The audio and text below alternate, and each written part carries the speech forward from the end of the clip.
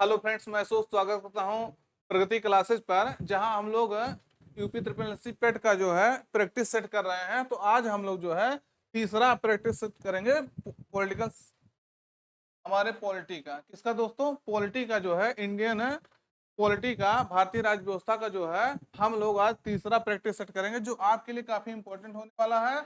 आप कह रहे हैं जितना प्रैक्टिस सेट करा रहे हैं, अगर इतना कर लेंगे तो आपका एग्जाम जो है इससे बाहर नहीं जाने पाएगा। आपके जितने भी जो है क्वेश्चन आएंगे वो आपके इसी प्रैक्टिस सेट से आ जाएंगे, और मैं इसको जो है विस्तार से भी आपको बता रहा हूँ। दो सेशन आपका हो चुका है, जाकर के उसको देख सकते हैं, और तीसरा आज आप लोग का सेशन जो है शुरू होगा। काफी इंटरेस्टिंग होने वाला है, बहुत सारे क्वेश्चन आपको मिलने वाले हैं जो आपके एग्जाम के लिए काफी इंपॉर्टेंट होता है। चलिए पहला क्वेश्चन देखते हैं। ये पॉलिटी का ही क्वेश्चन है, लेकिन करंट बेस्ड क्वेश्चन है। कह रहा अप्रैल 2025 में किसे 23वें विधि आयोग का अध्यक्ष नियुक्त किया गया है? तो आपको बताना है, अभी जो लॉ कमीशन होता है, लॉ कमीशन अभी तक 22वां चल रहा है। तो अभी जो है 23वें अप्रैल में जो है 23वें विधि आयोग के अध्यक्ष का नियुक्ति किया गया है। 3 वर्ष के लिए किया गया है, 2024 से लेकर के 2027 तक ये अपने पद पर रहने वाले हैं। तो किसको जो है इसके लिए नियुक्त किया गया है? न्यायमूर्ति विक्रमनाथ, न्यायमूर्ति दिनेश माहेश्वरी, न्यायमूर्ति संजीव खन्ना, या न्यायमूर्ति सुधीर अग्रवाल। तो प्यारे दोस्तों, किसको जो है लॉ कमीशन का 23वां अध्यक्ष नियुक्त किया गया है? तो ये आपका दिनेश माहेश्वरी, जस्टिस है दिनेश माहेश्वरी को जो है 23वें विधि आयोग का अध्यक्ष नियुक्त किया गया है। क्वेश्चन आपको ध्यान रखना है, इंपॉर्टेंट है, क्योंकि न्यूज में भी रहा है और पॉलिटी से आपका जो है संबंधित है। ये जो है आपका विधि एंड न्याय मंत्रालय एंड जस्टिस मिनिस्ट्री द्वारा जो है इसके तहत कार्य करती है। ये एक सांविधिक निकाय है। तो ये जो है सरकार को विधि संबंधी जो है रिफॉर्म करने के लिए क्या करती है? सुझाव देती है। ये बात आपको ध्यान रखना।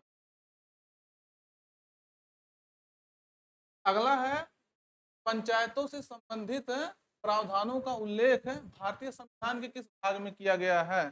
तो जो पंचायत होते हैं उनसे संबंधित प्रोविजंस जो है कहाँ मेंशन किए गए हैं, किस पार्ट में मेंशन किया गया है?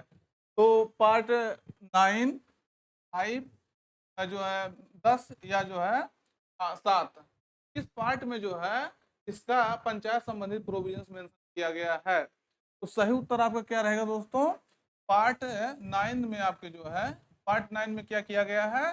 पंचायत संबंधी प्रोविजंस किया गया है। आप जानते होंगे 73वें संविधान संशोधन, कॉन्स्टिट्यूशन अमेंडमेंट एक्ट 1992 द्वारा जो है हमारे पंचायत को जो है संवैधानिक दर्जा दिया गया था।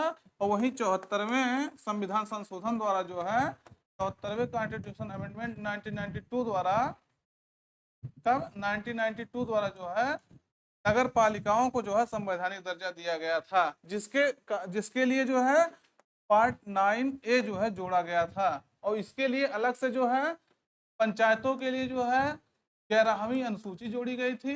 कौन सा दोस्तों? 11वीं अनुसूची जोड़ी गई थी, शेड्यूल जोड़ा गया था। और आपका नगर पालिका के लिए जो है 12वीं अनुसूची जोड़ी गई थी। क्वेश्चन आपका सब महत्वपूर्ण है, इसमें जो जो बातें बताई गई हैं। और 12वीं अनुसूची में 18 विषय हैं, और 11वीं अनुसूची में जो है पंचायतों के लिए 29 विषय का वर्णन किया गया है। प्यारे दोस्तों, बहुत जो है इसको ध्यान से सुनिएगा, ये बात जो पूरा बताए हैं, क्योंकि यहाँ से हर एक एंगल से क्वेश्चन आपका जो है पूछा जा चुका है।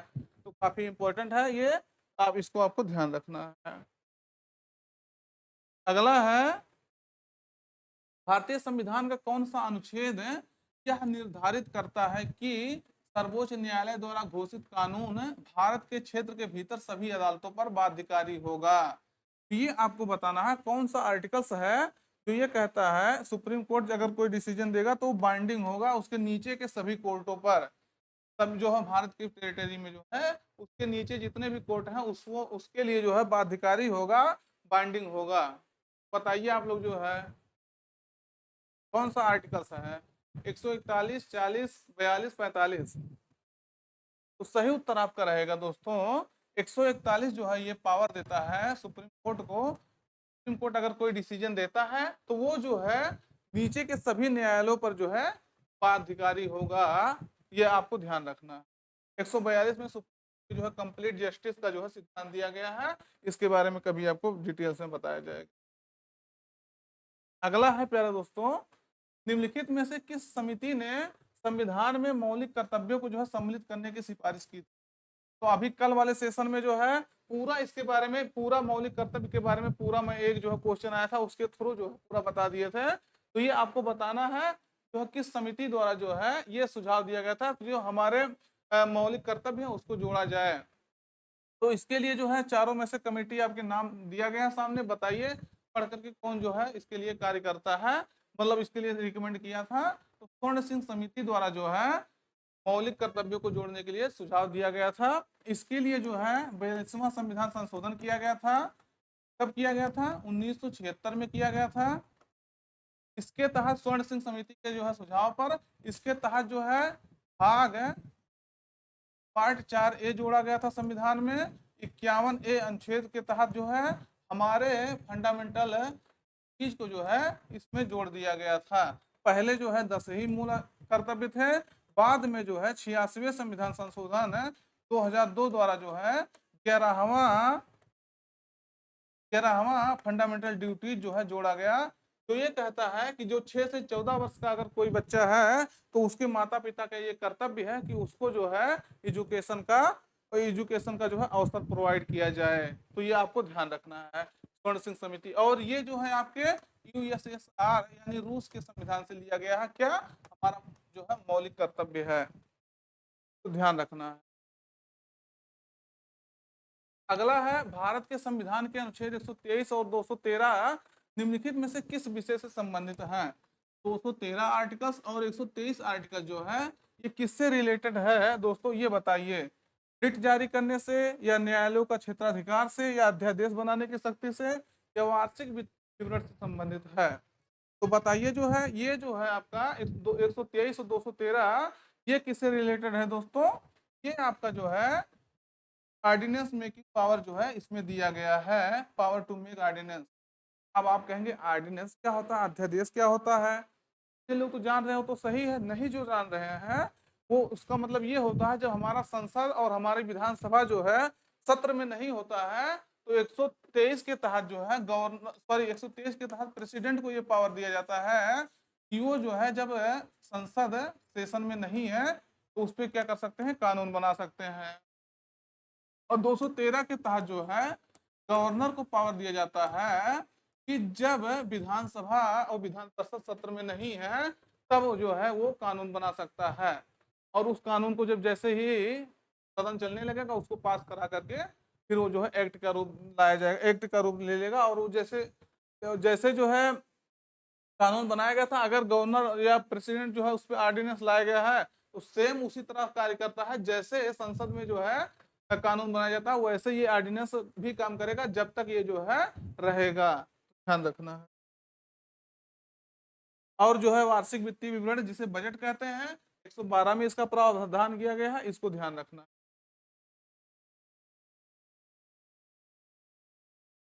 अगला है भारतीय संविधान के निम्नलिखित में से किस संवैधानिक संशोधन अधिनियम ने जो है लोकसभा और राज्यों की जो विधानसभा है उसके निर्वाचन के लिए मतदान की आयु 21 से घटा करके 18 कर दी। ये क्वेश्चन आप जो है बहुत बार एग्जाम में देखे होंगे कि जो मतदान की उम्र है वो 21 से घटा करके 18 वर्ष कर दिया गया है। यानी जब कोई भी व्यक्ति है वो 18 वर्ष की उम्र जो है पूरा कर लेता है इंडिया में, या कोई भी उसमें महिला पुरुष कोई भी हो, ट्रांसजेंडर कोई भी हो, वो अगर 18 वर्ष की उम्र पूरा कर लेता है तो वो वयस्क कहलाता है, एडल्ट कहलाता है, और वो वोटिंग का जो है उसके पास राइट हो जाता है, ध्यान रखना है। तो ये जो है 61वां संविधान संशोधन लाया गया था। कौन सा संविधान संशोधन लाया गया था दोस्तों? 61 कॉन्स्टिट्यूशन अमेंडमेंट एक्ट लाया गया था। कब लाया गया था? 1988 में लाया गया था।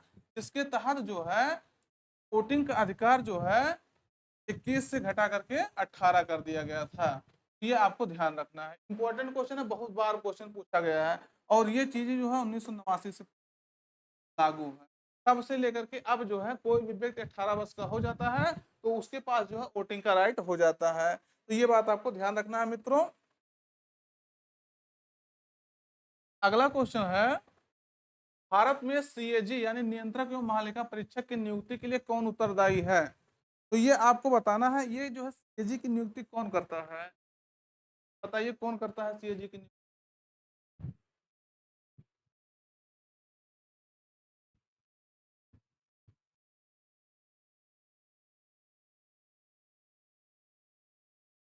कि नहीं सही है, हमको तो लग रहा है कुछ।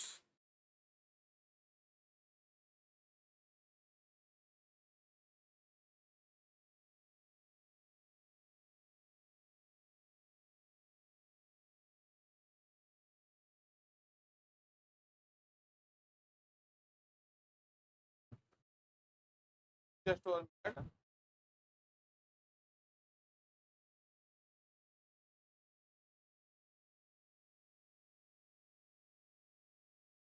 देखिए थोड़ा सा विजुअलिटी लग रहा था, जो है दिक्कत है।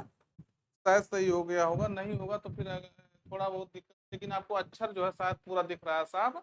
अक्षर देखिएगा, बाकी चेहरा थोड़ा बहुत कम दिखेगा तो कोई दिक्कत नहीं है।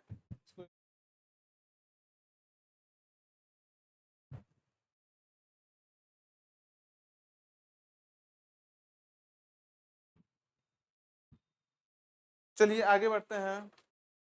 आगे है, ये बताना है कि नियंत्रक महालेखा परीक्षक है कि नियुक्ति से कौन उत्तरदायी है? तो हमारे राष्ट्रपति जो है, प्रेसिडेंट जो है, क्या होते हैं? उत्तरदायी होते हैं। ये पार्ट 5 में इसका जिक्र किया गया है सीएजी का, जिसे controller director general of India कहते हैं। ये जो है आर्टिकल है 148 से 151 तक इसके बारे में प्रूव किया गया है, ये आपको ध्यान रखना है। अगला क्वेश्चन है मित्रों, राज्य के नीति सिद्धांत भारतीय संविधान के अंतर्गत आते हैं। ये क्वेश्चन शायद आपको कल भी मिल चुका है।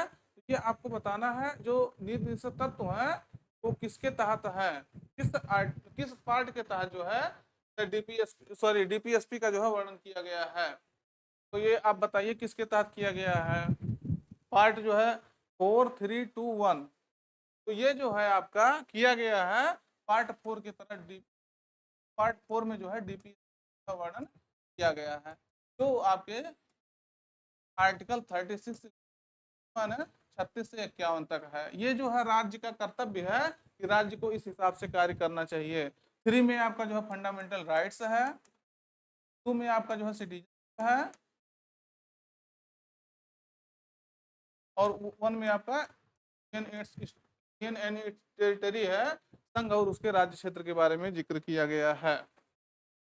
अगला है, निम्नलिखित में से किस अनुच्छेद में शोषण के विरुद्ध अधिकार का उल्लेख है? यानी राइट अगेंस्ट एक्सप्लॉइटेशन है, इसका जो है किस आर्टिकल्स में जिक्र किया गया है? तो ये आपके जो है पार्ट 3 में जो है, पार्ट 3 में जो फंडामेंटल राइट्स है आपका, उसमें जिक्र किया गया है। किस आर्टिकल से लेकर आर्टिकल तक आप जानते होंगे, इसको कई बार आपको बता चुके हैं। 6 जो है इसमें आपके फंडामेंटल राइट्स हैं। देखिएगा दोस्तों, आपको हम ये जो है जो 6 आपके मूल अधिकार हैं, सब आपको इसके पीछे वाले सेशन में बताए हैं, तो उसको आप वहां से जा करके देख लीजिए, क्योंकि हर सेशन में आपको जो है विस्तार से हर चीज के बारे में बताना संभव नहीं हो पाएगा। तो ये जो है आपका 23 से लेकर के जो है 34, सॉरी 23 से लेकर के 24 तक जो है, 23 से लेकर के 24 तक जो है पार्ट 3 में राइट अगेंस्ट एक्सप्लॉइटेशन के बारे में जो है जिक्र किया गया है। तो ये आपको ध्यान रखना है। 25 से लेकर के 28 तक आपका धार्मिक स्वतंत्रता का अधिकार है, और 29 से लेकर के 30 तक आपका जो है क्या है, संस्कृति और शिक्षा का अधिकार है। तो ये आपको ध्यान रखना है। अगला है, निम्नलिखित में से कौन सा भारत का सबसे पुराना उच्च न्यायालय है? तो इस चारों चार दिया आपका, कलकत्ता, तेलंगाना, इलाहाबाद, आंध्र प्रदेश। तो कौन सा उच्च न्यायालय सबसे पुराना है भारत में बना हुआ? तो ये आपको बताना है कौन सा आपका उच्च न्यायालय है जो सबसे पुराना है, ओल्डेस्ट हाई कोर्ट है इंडिया में। तो ये आपका जो है कोलकाता हाई कोर्ट है। कोलकाता हाई कोर्ट जो है 1861 में अधिनियम आया था, एक्ट आया था, उसके तहत जो है 1862 में इसका गठन किया गया था। ये बात आपको ध्यान रखना है। सबसे पुराना हाई कोर्ट आपका कोलकाता हाई कोर्ट है, जो 1862 में गठित हुआ था। इलाहाबाद हाई कोर्ट आपको जो है आपका 1866 में गठित हुआ था। ये बात आपको ध्यान रखना है। भारतीय संविधान की 8वीं अनुसूची के अनुसार जो है भारत में कितनी आधिकारिक भाषाएं हैं? जो 8वीं अनुसूची है उसके तहत जो है आपका 8वीं अनुसूची के अनुसार जो है भारत में कितनी भाषाएं हैं? तो ये आपसे पूछ रहा है 32, 22, 12, 42। तो ये आप बताना है आपको। जो 8वीं अनुसूची है उसमें आधिकारिक भाषा ऑफिशियल लैंग्वेज के बारे में जिक्र किया गया है। ये आपका जो प्रेजेंट टाइम में 22 है, 22 है। पहले इसमें जो है 14 भाषाएं थी, 8 लैंग्वेज इसमें जोड़ा गया है, जिससे इनकी संख्या जो है 22 हो गई है। ये जो है जब 14 था तो 21वें संविधान संशोधन द्वारा सिंधी को जोड़ा गया था। उसके बाद जो है 71वें संविधान संशोधन द्वारा इसमें जोड़ा गया है 3 भाषाओं को। और जो है 92वें संविधान संशोधन 2003 द्वारा जो है दोस्तों इसमें बोधमास को जोड़ा गया है। किसको जोड़ा गया है? बोधमास को जोड़ा गया है। मतलब तो क्या हो गया? बोडो, डोगरी, मैथिली, संथाली, इन चारों भाषाओं को जो है 2003 में जोड़ा गया था। और 2003 के बाद से किसी भाषा को जो है 8वीं अनुसूची में जो है जोड़ा नहीं गया है। तो ये क्वेश्चन बहुत बार पूछा जाता है कि 8वीं अनुसूची में मूल रूप से कितनी भाषा थी? तो 14 थी, 8 भाषाएं उसमें जोड़ी गई है। 2003 तक अभी लेटेस्ट जोड़ा गया है, उसके बाद जो है कोई भाषा इसमें जोड़ा नहीं गया है। बोडो, डोगरी, मैथिली, संथाली चारों भाषाओं को जोड़ा गया था। तो ये बात आपको ध्यान रखना है। अगला क्वेश्चन है, भारतीय संघ के प्रधानमंत्री और अन्य मंत्रियों की नियुक्ति भारत के संविधान के किस अनुच्छेद के तहत जो है राष्ट्रपति द्वारा की जाती है? तो 72, 73, 70, 75। तो किस आर्टिकल्स के तहत जो है, किस आर्टिकल्स के तहत दोस्तों हमारे यहाँ प्रधानमंत्री और अन्य मंत्रियों की नियुक्ति की जाती है? तो ये बात आपको ध्यान रखना है। आर्टिकल 75 के तहत, अनुच्छेद 75 के तहत हमारे यहाँ प्रधानमंत्री की नियुक्ति प्रेसिडेंट करता है। और प्रधानमंत्री की सलाह पर अन्य मंत्रियों की नियुक्ति जो है प्रेसिडेंट करते हैं। बातें जो है क्लियर होनी चाहिए। प्रधानमंत्री की नियुक्ति कौन करता है? प्रेसिडेंट करता है। और अन्य मंत्रियों की नियुक्ति भी प्रेसिडेंट करता है। लेकिन प्रेसिडेंट जो है किसके सलाह पर करता है? तो प्रधानमंत्री की सलाह पर जो है इनकी नियुक्ति करता है। तो ये आपको ध्यान रखना है। अगला है, निम्नलिखित में से कौन सा 1892 के सुधारों का जो है विस्तार था? यानी जो 1892 का एक्ट आया था उसका जो है सुधारों का जो है कह सकते हैं विस्तार था। तो 1935, 45, 1909 या जो है 1919। तो ऐसे बहुत आसान क्वेश्चन है। अगर आप संवैधानिक विकास कॉन्स्टिट्यूशनल डेवलपमेंट पढ़े होंगे तो उसमें जो है आपका वो 1892 के बाद जो है 1909 का अधिनियम आया था। इसे जो है माल्ले मिंटो सुधार कहा जाता है। मिंटो उस समय क्या था? वायसराय था। और ये माल्ले जो है भारत सचिव था विदेश में, वहाँ ब्रिटेन में। तो 1909 का जो है भारत परिषद अधिनियम 1892 का जो है सुधार था। और इसके तहत मुख्य विशेषता ये थी कि इसमें मुस्लिमों को जो है सांप्रदायिक प्रतिनिधित्व जो है प्रदान किया गया था। कहने का मतलब यहाँ मुस्लिमों को जो है टारगेट करना शुरू कर दिया गया था।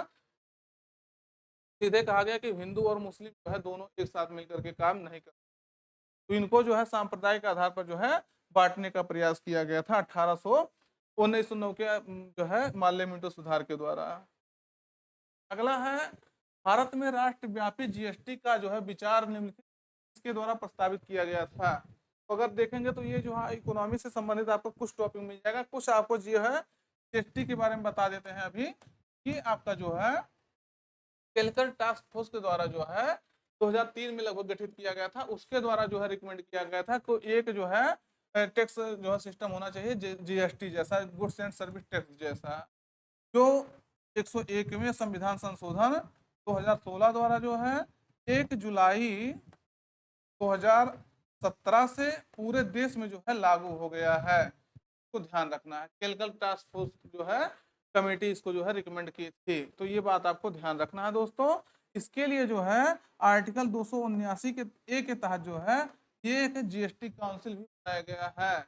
इसके अध्यक्ष कौन होते हैं? वित्त मंत्री इसके अध्यक्ष होते हैं। तो इसके लिए जो है इस क्वेश्चन को ये चीज बताने के लिए इस क्वेश्चन को जो आपको लाया गया था। अगला है, भारत के सर्वोच्च न्यायालय का उद्घाटन जो है इस दिन को जो है किया गया था। और उद्घाटन संसद जो है भवन अब पुराना हो चुका है, उसमें नवंबर में हुआ था उस समय जो है। देखिएगा, अभी आप जानते होंगे लगभग 1 साल हो गया हमारा नया संसद भवन बन चुका है, लेकिन ये पूछ रहा है जो पुराना संसद भवन था उसका जो है उद्घाटन कब किया गया था। का उद्घाटन दोस्तों जो है आपका, डेट आपके सामने है, सब पढ़ लीजिए आप डेट और बताइए कब इसका उद्घाटन किया गया था। तो इसका उद्घाटन जो है 28 जनवरी 50 को जो पुराना संसद भवन है उसका उद्घाटन किया गया था। ये चीजें आपको जो है क्लियर होनी चाहिए, ये आपको याद रखना है। अगला है, राजस्थान पहला राज्य था जहां वर्ष 1959 में जो है 1959 में जो है पंचायती राज व्यवस्था लागू की गई थी। इसे सबसे पहले राजस्थान के किस जिले में जो है लागू किया गया था? इसे कोटा, जोधपुर, सिरोही या नागौर, राजस्थान के किस जिले में जो है ये सबसे पहले पंचायती राज व्यवस्था जो है लागू किया गया था? प्यारे दोस्तों, आप जानते होंगे 1959 में जो है सबसे पहले पूरे भारत में नागौर ऐसा जिला था राजस्थान का, जहां उस समय के प्रधानमंत्री जो है तत्कालीन प्रधानमंत्री जवाहरलाल नेहरू द्वारा जो है पंचायती राज व्यवस्था का उद्घाटन किया गया था। कहाँ? नागौर में। और राज्य कौन था आपका? राजस्थान पहला राज्य था जहां पंचायती राज व्यवस्था लागू किया गया था। और उसके बाद जो है आंध्र प्रदेश आपका जो है सेकंड स्टेट, जहां आंध्र प्रदेश आपका दूसरा राज्य था जहां आपका क्या हुआ था, पंचायती राज व्यवस्था लागू हुआ था दूसरी बार। तो ये आपको सब याद रखना है। अभी किस संविधान संशोधन के द्वारा क्या हुआ था, कौन सी जो है समिति बैठी थी, सब आपको जो है बताए हैं, इसको आपको ध्यान रखना है। अगला है, निम्नलिखित में से कौन सी विशेषता राज्यसभा को जो है विधान परिषद से अलग करती है? 4 विशेषताएं दी गई है आपके सामने। कौन सी ऐसी विशेषता है जो राज्यसभा को जो है, सॉरी, राज्यसभा को विधान परिषद से अलग करती है? मतलब राज्यसभा और विधानसभा कई मामलों में सिमिलर होती है, लेकिन एक पावर ऐसा है जो राज्यसभा को जो है विधानसभा से अलग करती है। तो आप लोग बताइए कौन सा वो पावर है जो इसको अलग करती है? तो सदस्यों का नामांकन, अप्रत्यक्ष चुनाव, सदस्यता का कार्यकाल या महाभियोग की शक्ति, चारों में से कौन अलग है? ये आप बहुत अगर इसको देखेंगे बहुत इसमें क्लियर है कि जो इम्पीचमेंट का प्रोसीजर है प्रेसिडेंट वगैरह का, महाभियोग की जो शक्ति है, ये केवल और केवल है आपके राज्यसभा को मिला है, ना कि जो है लेजिस्लेटिव काउंसिल को यानी विधान परिषद को मिला है। बाकी सदस्यों का नामांकन जैसे यहाँ होता है लगभग लगभग होता है। अप्रत्यक्ष चुनाव जो है लोकसभा, सॉरी, राज्यसभा का होता है और विधान परिषद का भी होता है। सदस्यों का कार्यकाल यहाँ 6 वर्ष का दोनों का होता है, ये आपको ध्यान रखना है। और 1/3 सदस्य जो है हर दूसरे वर्ष जो है रिटायर होते हैं, इसमें विधान परिषद में और जो है राज्यसभा दोनों में। बाकी सब सिमिलरिटी है, बस एक जो है यहाँ आपका महाभियोग की जो प्रोसीजर है उसमें ये जो है पार्टिसिपेट नहीं करता है। कौन? विधान परिषद पार्टिसिपेट करता है। महाभियोग आर्टिकल्स जो है 61 है जो प्रेसिडेंट के ऊपर जो है महाभियोग लगाने की बात करता है। ये बातें आपको ध्यान रखना है। अगला है, भारतीय संविधान में राज्य के नीति तत्वों यानी सिद्धांत निम्नलिखित में से किस देश के जो है संविधान से अपनाए गए हैं? तो 4 आपके सामने विकल्प है। इसमें जो है आपका हो गया यूक्रेन, आयरलैंड, कनाडा, यूएसए। तो चारों में से कौन सा ऐसा देश है जहां आपका जो है, जहां से डीपीएसपी अडॉप्ट किया गया है? तो वो आपका है कौन सा? आयरलैंड है। आयरलैंड ऐसा देश है जहां से हम लोग जो है डीपीएसपी को जो है अडॉप्ट किए हैं, डायरेक्टिव ऑफ स्टेट पॉलिसी को जो है अडॉप्ट किए हैं, जो आपके भाग पार्ट 4 में वर्णन किया गया है। 36 से लेकर के 51 तक आपका आर्टिकल्स में किया गया है। ये बातें आपको ध्यान रखना है मित्रों। अगला है, भारतीय संविधान के किस संशोधन ने जो है लोकसभा और विधानसभाओं दोनों में जो है एंग्लो इंडियन के नामांकन को जो है समाप्त कर दिया था? तो कौन सा ऐसा संविधान संशोधन आया था जिसके तहत जो एंग्लो इंडियन होते थे उनका लोकसभा में जो है 2 लोगों का जो है नॉमिनेट जो है सरकार करता था, सरकार मतलब प्रेसिडेंट करते थे, तो उसको समाप्त कर दिया गया था। तो कौन सा जो है अमेंडमेंट आया था? तो 101वां, 100वां, 104वां, 107वां। सही उत्तर आपका रहेगा 104वां। 104 कॉन्स्टिट्यूशन अमेंडमेंट एक्ट आया था 2019 में, इसके तहत जो हमारे यहाँ एंग्लो इंडियन का नॉमिनेशन होता था लोकसभा में और विधानसभाओं में। लोकसभा में जो है प्रेसिडेंट 2 लोगों को नॉमिनेट करता था एंग्लो इंडियन को, और विधानसभाओं में गवर्नर जो है 1 लोगों को जो है नॉमिनेट करता था। 104वां संविधान संशोधन 2019 में आया था, के तहत ये कहा गया कि इनका जो है जनसंख्या बहुत कम हो गई है, अब इनको नॉमिनेट करना जरूरी नहीं है, तो इनको इनके नॉमिनेशन को जो है समाप्त कर दिया गया था। और इसी 104वें संविधान संशोधन के तहत जो है एससी और एसटी का जो है लोकसभा और विधानसभाओं में जो है 10 वर्षों के लिए जो है रिजर्वेशन बढ़ाया गया था। तो ये बात भी आपको ध्यान रखना है मित्रों। जो आज का सेशन था आपका समाप्त होता है। देखिएगा जो सेशन करा रहे हैं बहुत इंपॉर्टेंट सेशन है। आप कोई भी एग्जाम देंगे तो यहाँ से आपको क्वेश्चन मिलना तय है, जहाँ आपका जो है पॉलिटी का क्वेश्चन होता है। फिर हम लोग नए सेशन में मुलाकात करेंगे। Thank you.